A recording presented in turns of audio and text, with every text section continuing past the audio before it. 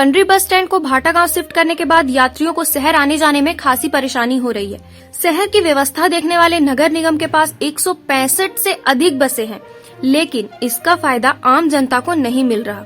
यात्रियों की मजबूरी का फायदा ऑटो वाले उठा रहे हैं। भाटा गांव से शहर आने के लिए 200 रूपए दिन में और 300 रूपए रात में देना पड़ रहा है।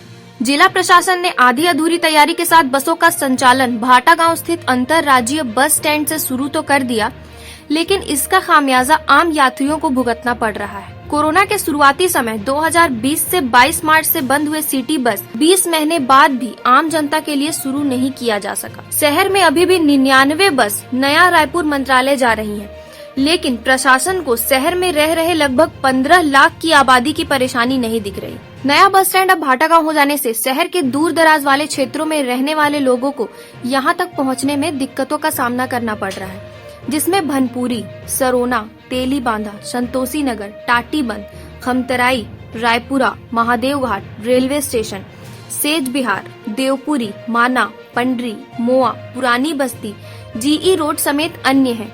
इन मुख्य मार्गों पर सिटी बस का संचालन जरूरी हो गया है।